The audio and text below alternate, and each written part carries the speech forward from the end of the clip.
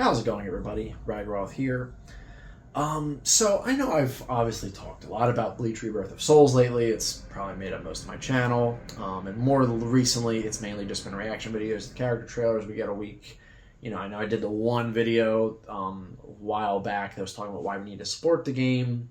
And I haven't really done other videos talking about kind of other things we get heard about the game, like the modes, the story, the online, things like that. And that's kind of one of the reasons why I'm making this. Basically, you know, I know I've kind of said a lot of positives about the game. I've kind of gaslit it. I've said why we need to, I don't know if gaslit it, glazed it, I'm sorry. I'm trying to remember my modern lingo here.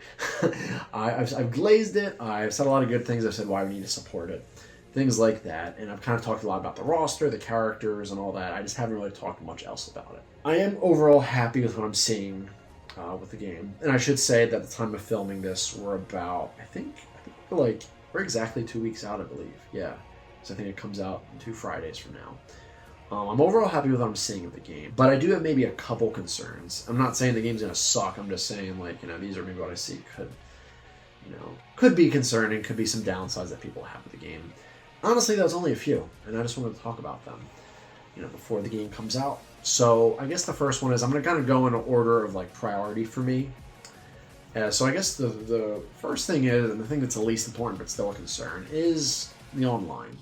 Now, I should probably say, and I probably said it before, I'm not a big online person. I'll play online a little bit, kind of get bored, or just, not even that I'm bored, it's just, I play a lot of different games, and I'd rather do single-player stuff, or play locally with my friends. So I don't really get too much involved in the online scene.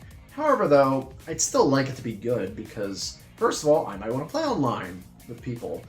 And secondly, even if the game does sell well, if people drop it quickly, they might see that no one's playing the game, thus it'll dissuade them from adding more content or anything like that to the game, or supporting it, basically. And I don't want that. I don't think any of us want that. We want the game to be supported. We want to get a sequel, hopefully. And I know, like, we've heard that there's not going to be crossplay with, like, I know PS5 and PS4 will have crossplay, but, like, if you have PlayStation 5, you won't be able to play with an Xbox person or, I believe, a Steam person. And I don't understand why crossplay is not just a universal thing at this point. It could be added later, which is, again, another reason why, you know, if online's bad, they might not even want it because they're like, oh, what's the point if no one's playing it anyway? Not only that, but I think I heard that, like, if you're on PS5, you can have the game run 60 frames per second, thankfully. But I think if you're playing with someone online that's PS4, it'll make the game go to 30 frames per second. Is that weird? I guess I understand why, because maybe PS4 can't do the game 60 frames per second, I'm assuming. So that's already kind of a bummer. And this is why, like, I don't know why they didn't do a beta. And unfortunately, Sparking Zero kind of made the same mistake. Not having a beta, not having a demo. And, you know, Sparking Zero was hyped to high hell. And then just a month or two later, it's mostly just negativity about the game. Like, playing online, mainly playing online, of course. There's nothing to do, things like that. But, you know, how the online was handled was definitely a huge blow to that game's cycle kind of after the game came out. Now, admittedly, you know, they're still going through the DLC that was promised, thankfully. But, you know, we also don't know what's going to happen after. We would like more modes and stuff added, but, you know, if they might not do it if kind of the player base dropped off so much. And even if the game did sell well, I could be wrong about that. Hopefully I'm being, you know, negative about that, but I'm not sure. So it is a bit of a concern in that regard. Again, I'm probably not going to play online too much, but I still would like it to be good. And they really should have done a beta. Like, the only fighting game that has gotten a beta from Bandai Namco recently is Tekken 8. But, like, I know it's like, you know, if that didn't get a beta, I'd be really concerned because, you know, Tekken's a much bigger franchise. Or at least as a game franchise. So that's my first concern. My second concern is, again, tied to gameplay. Now, I think the gameplay looks pretty solid. And I think we've heard from people that have played the game at, like, I think it was like Jump Festa, I think it's mostly been nothing but positive things, which is good. I think the problem is, though, I could see the game getting old very quickly. And this is a problem that seems to happen with a lot of anime games. And I know this is not the same type of arena fighter that, like, Sparking Zero or, like, Jump Force or, like, Naruto Ultimate Ninja Storm is. I know this is a little bit more like a Tekken or a Soul Calibur kind of game. But, like, I think the two things is that I don't know if the move lists seem really that high for the game.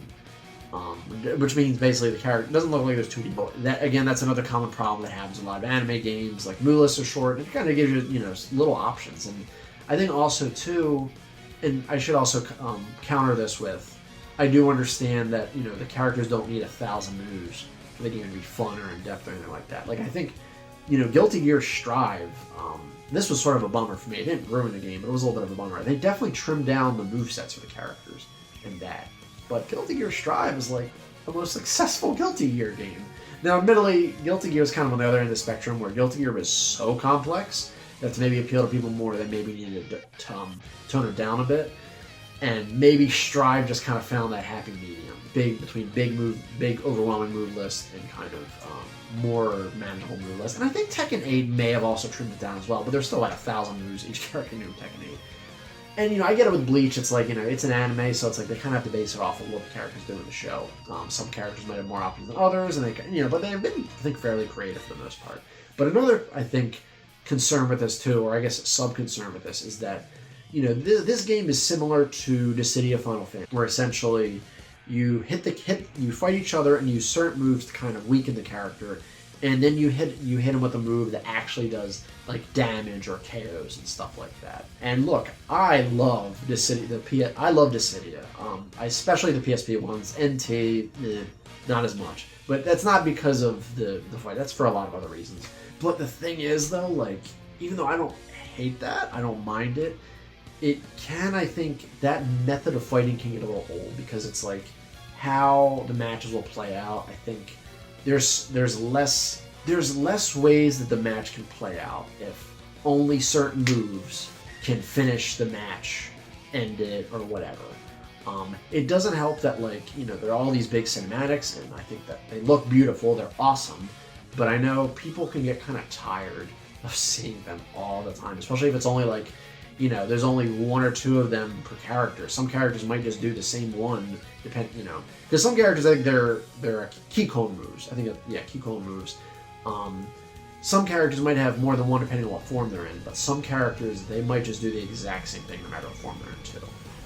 And even then, it's only like one or two, maybe three with characters like, Ulquiorra or like Aizen. So yeah, that I think could be a bit of a bummer. It'd be a little repetitive for me. It doesn't help that I feel like I don't know how much I'll be playing locally with this game, because it's like, I'm probably the most hardcore Bleach fan of my friends that live locally. And I noticed that a lot of times, like when we're playing fighting games, like really the only one we keep coming back to is Super Smash Brothers. It is something that I could see hurting the game in the long run. I feel like, I personally think when people get their hands on this game, they're gonna love it. I think they're gonna like the gameplay. That's the impression I'm getting. I think it's just how quickly will people get tired of it. That's kind of the thing that concerns me. I mean, me personally, I move on from games so fast. I'm definitely buying the game, going to buy the season pass and all that, but I tend to move on very fast or jump around a lot, so that might be nothing personal for me, but other people, they might kind of invest a lot of time in one fighting game, and they can move on from this game quickly. Not sure. Hopefully that won't be the case, though. But then anyway, my last concern, and probably the biggest one, and most people that know me should not be surprised by this, it's the amount of single-player content the game will have. This is basically a universal concern with all modern fighting games that I've had since probably maybe the mid-late 2010s. This has been an ongoing issue where I feel like fighting games back in the late 2000s, maybe early 90s, there were just so many things you could do, so many things to unlock in the game, so many different modes, hidden characters and all that, and it's just become an ongoing thing to kind of just skip on that. They just kind of give you your story mode, training mode, stuff like that, local multiplayer, online, boom, you're done. That's it. Yeah, it's a bummer. It's a bummer that keeps happening. I think their games are getting a little better. I know Street Fighter was a big offender of it, and they've gotten a little better with the whole World Tour mode and stuff, that Street Fighter 6. I think Tekken 8 was a little bit of a step up above from Tekken 7. I still like the Tekken Force mode, but whatever. I think Sparking Zero kind of hit a nerve with a lot of people with that, and a lot of people complain there's not much doing that. I agree, but I also think there's a lot worse that's been done. I think that, again, the expectation for Sparking Zero was just very high, and I think what not Dimps, that's Budokai Xenoverse. What Spike intended with the custom battle mode was to kind of create unlimited replay value, and I think it was one of those things that was an amazing idea on paper, but in execution of it, you're kind of just asking people to kind of do the work themselves. Make the single player content up themselves, basically. What we know with Bleach Rebirth of Souls, we know there's a story mode, and it seems like it's a pretty big story mode. It even has a secret story mode with, you know, other characters, things that maybe you didn't get seen in the anime, which I think is awesome. And then there is a mission mode too, and then there's those soul things that you can unlock. I think you can buy and put on the characters, which thankfully I don't think that's what I kind of had the paranoia of, is that was like going to be a microtransaction kind of thing. It kind of reminded me of Bleach Rebirth of Souls. But that doesn't seem to be the case, thankfully, I think. So, like, there is stuff to do. That's definitely not the case. I think it's just, you know, with me with story modes, it's that, like, as good as they can be, they tend to be very one and done these days. I feel like people are all about the cinematics and the cutscenes and all that. But, like, once you're going to do it, then there's not really much of a reason to go back to it. And it doesn't help that, like, it usually restricts you with which character you can be. And I tend to like the villains and the maybe side good guys, which tend to get less play in the story modes. Admittedly, I guess then maybe that's what the secret story modes are for. So that doesn't help either. But yeah, that's like kind of once you do it, then it's kind of one and done. Like, I'll always praise a story mode, like, you know, Soul Calibur 3, for instance. I know we're going a long time way back there, over something like, you know, I love the game to death, like Mortal Kombat 9 or something like that. Just a very straightforward, here's some cinemas and, you know, that. And I know, like, speaking of the story mode, I know there was definitely some heavy criticism when the demonstration that Ichigo's Japanese voice actor, I always forget his name, did and played a little of the story mode, and people really didn't like how the cutscenes looked. People just felt like there was just too much. It was just a little too much dialogue. There wasn't enough going on. There were some characters that, like, were just disembodied voices. You didn't actually get to see their models. So, like, I know people were already kind of maybe bummed at how the story was looking. You know, I personally, I wasn't blown away. But I wasn't, like, absolutely like, oh my god, this is the worst thing ever. You know, I don't really know what I was expecting. Again, this is this company's first time making a Bleach game, so I think expectations should not be super high. And I personally think, at the very least, even if they're not the most exciting things to look at least they're animated. A lot of Sparking Zeros are just kind of still images, stop frames, things like that. Slideshows, that's the term I was looking for. So at least there's that. But again, there could be a lot of just slideshows and stuff, and maybe they just show it that. I don't know. Because I know that's what I think Sparking Zero kind of did with a lot of their trailers, that they showed the parts where it isn't a slideshow, and then that's it. And then the rest was, you know, just slideshow still. And then there's the mission mode, which the mission mode seems cool. And I know a lot of the time the mission modes in games, fighting games, tend to be like, oh, do this combo, do these moves. It's just very, like, they're basically just advanced training modes, and that's cool, but kind of boring.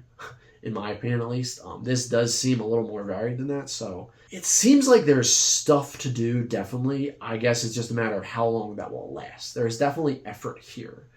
Just how long that will last, how many cool things will be there to unlock, will be all these costumes and colors you can unlock. That's more, I guess, my concern, and that's always usually my biggest concern these days with fighting games. And again, like, yeah, I jump around so much with games, it's like, at this point, does it really even matter? But I still have to consider it. Because I think that's a lot of times I have this thing where I'll jump around a lot because I don't want to finish a game, because I feel like if I finish it, then it's like, that's it. There's nothing more left forward to. But if I kind of stall from playing that game, it'll feel like there is more to it when I come back. Things like that. But that's just how I think. I'm weird.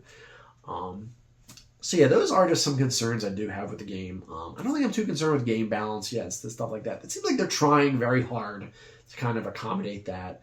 So I'm not too concerned there. That's something we're not going to really know until the game comes out anyway. But yeah, that's really all I can say with this. So yeah, I guess I'm going to leave it to you guys. What do you guys think? Do you agree with my concerns? Do you have other concerns that I didn't mention? Let me know in the comments below. I'd love to hear your thoughts. And of course, as always, don't forget to like the video, dislike if you dislike it. Definitely subscribe if you haven't already. It would really help the channel a lot. But thank you so much for checking out this video. And as I always say, another time, another place. Keep being awesome.